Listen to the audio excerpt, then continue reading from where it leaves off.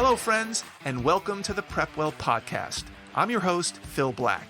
And if you have an 8th, 9th, or 10th grader with big aspirations, like the Ivy League, or military service academies like West Point, ROTC, or athletic scholarships, boom, you've come to the right place. My specialty, my superpower, if you will, is preparing families for these competitive programs. I'll teach you what your child should do, when they should do it, and how you can help. So stick around and prepare to out-prepare. Hello, friends, and welcome back to the PrepWell podcast. Last week, we discussed whether or not it was prudent to use college rankings as the primary criteria for choosing a college. Meaning, should you always commit to the highest ranking college you get into?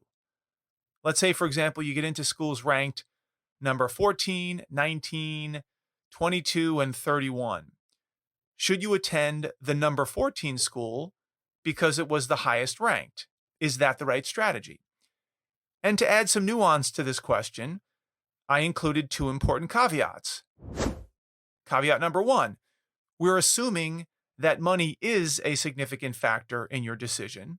And 2, we all agree that these so-called rankings are subjective and by no means a definitive list of the quote-unquote best colleges, that they're just a guide.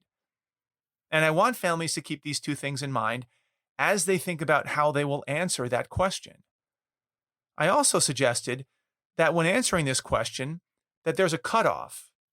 I claim that for the quote-unquote top 10 schools in the rankings, that it may be worth taking on more debt than might seem prudent because of the cachet these schools have in the marketplace and the likelihood that you can parlay your degree into a financially rewarding career that might justify the debt that you incurred.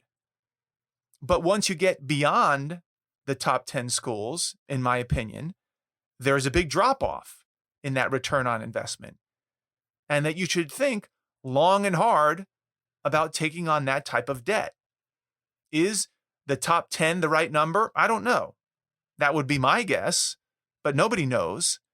Someone could easily argue that it should be the top 15 or the top 25. That's a subjective question. And of course, there are plenty of exceptions to this rule. And I didn't mean for this top 10 cutoff to be a strict rule.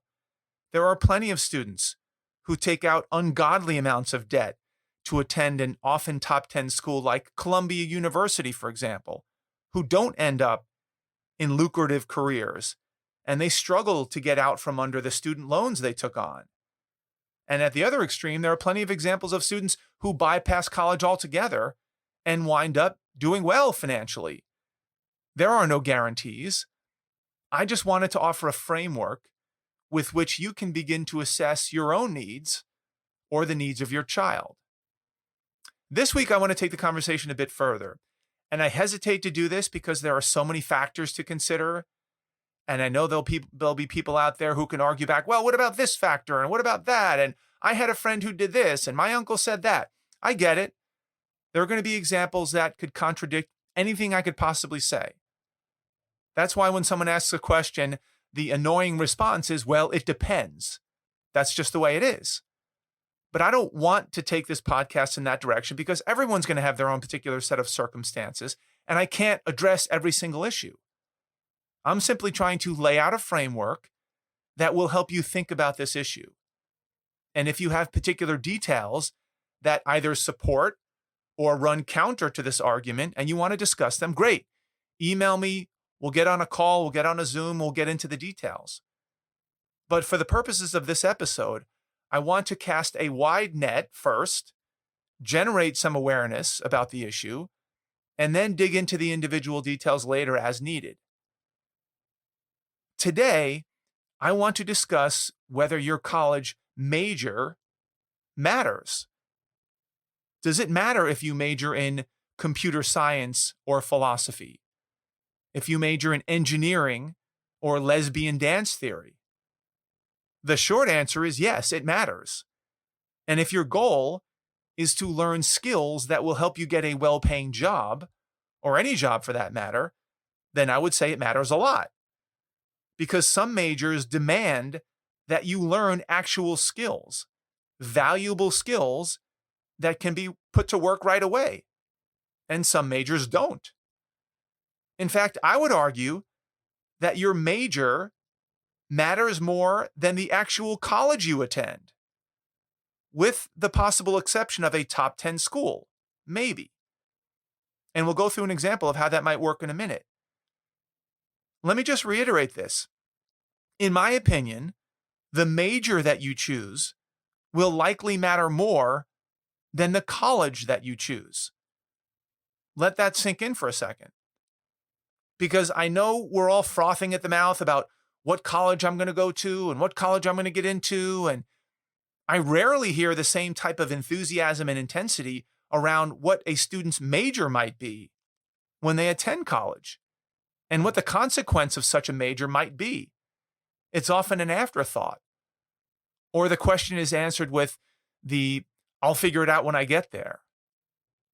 Because the truth is that certain majors are more commercially viable in the marketplace than others. They're in higher demand. Majors like engineering, data science, computer science, economics, nursing, they command far higher salaries than do majors like art and music and education and philosophy and psychology. Not that there's anything wrong with those majors. And this should come as no surprise. This has been a common concern with parents for decades. What's my daughter going to do with a degree in literature? We just don't seem to talk about it all that much. One, because we're so focused on the college and the name and the rankings.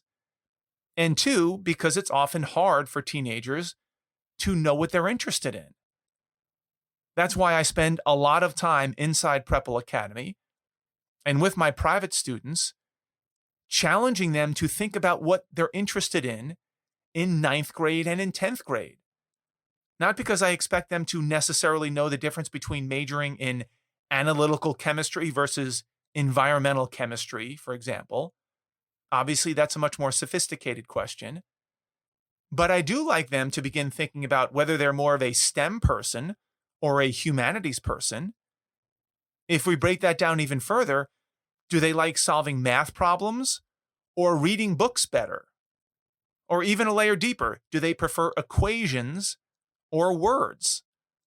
Or even deeper than that, do they prefer numbers or letters? There's a pretty big gap between STEM and humanities. And at that low level of specificity, students normally have a pretty good sense of which direction they're leaning, if somebody asks them about it, which is a good first step. In fact, inside PrepWell Academy, we actually start the college search process by filtering by colleges that have good programs in your preferred major, if you have one. Because why waste time researching colleges that don't even teach the major you're interested in? Just because they have a fancy name or they're ranked high? Don't do that. Think about what you might want to study first, then search for colleges that can deliver that curriculum. And I bring this up because it seems like society, quote unquote, these days, has promised that getting a degree will almost guarantee financial security for you over the long haul. And yes, there are all kinds of studies out there showing that people with bachelor's degrees make X more dollars than those without. We've all seen those statistics. But those are historical studies looking backwards. Today, we're in a new world. And with the cost of college growing exponentially, and the number of people opting to major in things like environmental justice, that promise is not being kept. Not even at schools like Harvard. There was a recent study that looked at the expected value of a Harvard degree in two different majors, computer science and ethnic and gender studies. And the study found that the expected value of a computer science degree from Harvard was $3 million. And the expected value of an ethnic and gender studies degree from Harvard was worth negative $47,000. Meaning majoring in gender and ethnic studies at Harvard was worth less than the price of attending Harvard. And if you then factor in how long it takes for some students to graduate from college, the numbers look even worse. Most undergraduate degrees are supposed to take 4 years, but we all know people who take 5 and 6 years to graduate for a number of different reasons, which of course costs more money. Remember, the time you spend in college not only costs you in tuition and room and board, but you also have to factor in opportunity costs of not working, both in monetary terms and in experience. If you're spending $80,000 a year in college, you're also not making $60,000 in the workplace, even at an entry-level job. That's a pretty major swing. And these days, many employers are not desperate to pay top dollar for college graduates who spent 5 years getting an English or a sociology degree.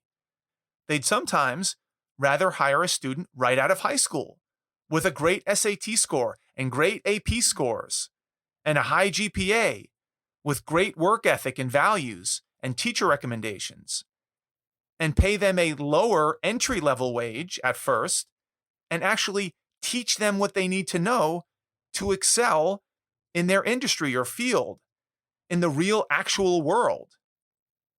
And the high school student who's skeptical about the value of college and the cost of college doesn't mind getting paid a lower upfront salary, because on day one, they're learning, they're working, they're getting experience, and they're not incurring any debt. This starts to look like a pretty compelling proposition. Many employers aren't giving a lot of credit for spending 4 to 5 years getting a psychology degree or a classics degree. They're looking for people who are young, hungry, capable, who have real-world skills. And in the back of their minds, they're growing increasingly skeptical of whether merit even matters anymore when it comes to college admissions. They understand why colleges aren't requiring SAT and ACT scores anymore. They understand why colleges don't mind eliminating the essay section of the SAT. They understand why colleges don't mind eliminating SAT subject tests that show mastery of certain topics, and why letters of recommendation are becoming optional. And these employers don't like it. They don't trust the quality of students coming out of colleges. There's no more meritocracy. There are other factors that are driving who gets into college. And those factors don't always translate into high performance. And then when you add these new age majors like justice and peace studies and gender justice studies, they're even more circumspect. And if this situation continues on this trajectory, mark my words, within 5 or 10 years, maybe even sooner, there will be a completely new employment track for high schoolers that bypasses colleges altogether. Employers who no longer trust colleges to pick the right students or train them well in viable skills, they're going to start recruiting and screening candidates right out of high school who can prove that they're smart and hardworking and that they've actually mastered material. And this will take some of the most high-performing high school students out of the college circuit, which will then further delegitimize the quality of students coming out of undergraduate programs. Because the smartest, the most motivated, the most accomplished, these students won't even bother applying to college anymore. This is happening today as we speak with companies like Facebook and Google and many other companies who no longer require college degrees to apply for many positions. So let me wrap up here. As you are thinking about college and which college to attend, consider these takeaways from the last 2 podcasts. Number 1, don't immediately commit to the highest ranked college on your list, assuming that absolute rank in any given year is necessarily the most important metric. It could be a factor, but be careful about reflexively assuming that higher equals better. And 2, please do not forget to consider what your major might be in college and how that major will likely affect your prospects after graduation, be it financial or otherwise.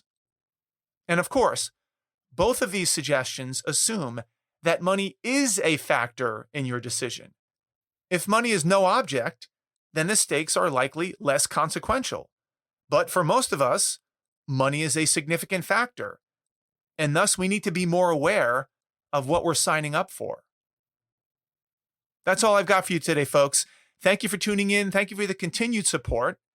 If you know a parent with a 6th, 7th, 8th grader, 9th grader, 10th grader, 11th grader, 12th grader in high school that might find this helpful, please share this episode with them. You can do that by finding that small box with the tiny arrow pointing up. That's called the share button. Click that button, text your friends a link to this episode with a little personal note from you, recommending that they give it a listen. If you have questions, comments, or an idea for an upcoming episode, please don't hesitate. Reach out to me by email, DM me on Instagram, check out our blog, Facebook, connect with me on LinkedIn. I would love to hear from you. Until next week, goodbye, good luck, and never stop preparing.